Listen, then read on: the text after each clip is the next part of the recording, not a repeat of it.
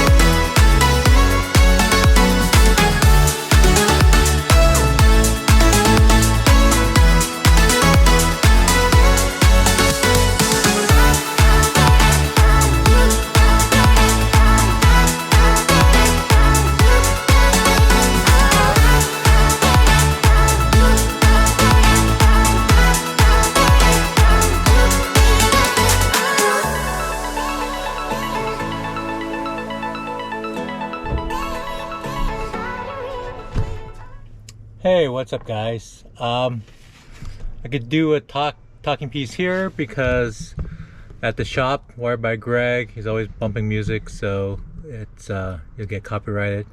I just want to give a quick review of the seat delete, the 40% seat delete, and some of the challenges and some of the good things about it. So first of all, you've got storage, so if you're not planning on putting anything on top, you definitely have storage here, which is basically your footwell. Then you have use of the under seat storage, which is great. and then it just kind of stays all bolted down. These are the pieces that really attach to the frame, and you just need to have probably longer bolts. So I didn't get the backing because I was going to do my own backing at some point, but these are the 2 bolts that you have to worry about that you have to attach to the frame. The rest kind of sits by its weight. These screws are pretty straightforward. You just there's nuts underneath on the sides. They come up here, and then you just screw everything down. I did find that this screw was off by 1/4 of an inch, and this screw here was off as well. So you kind of really had to manhandle that to get it into place.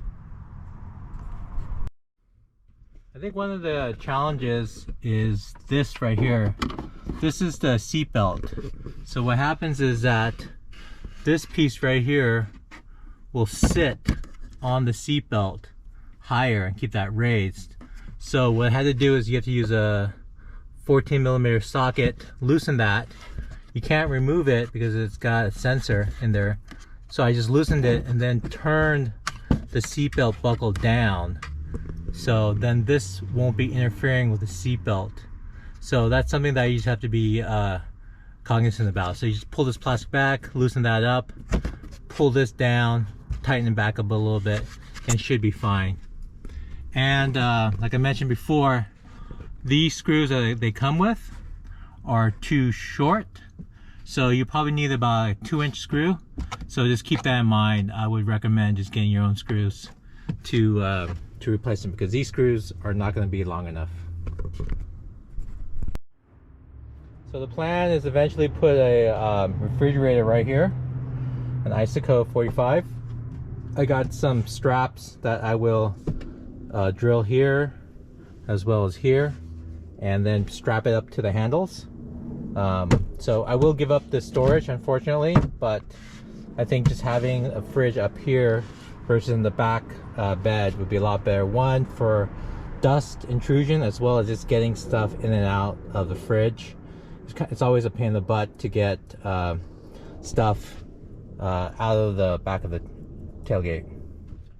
So I think one of the nice things about having this here would be to put the fridge and to have it inside the cab versus in the tailgate, because when you go off-roading a little bit, you're going to get dust that comes into the tailgate, but this should help mitigate that type of dust intrusion. Plus I think you'll have a little bit better thermal protection because you're inside the cab. You can probably keep it cooler in here than in the tailgate.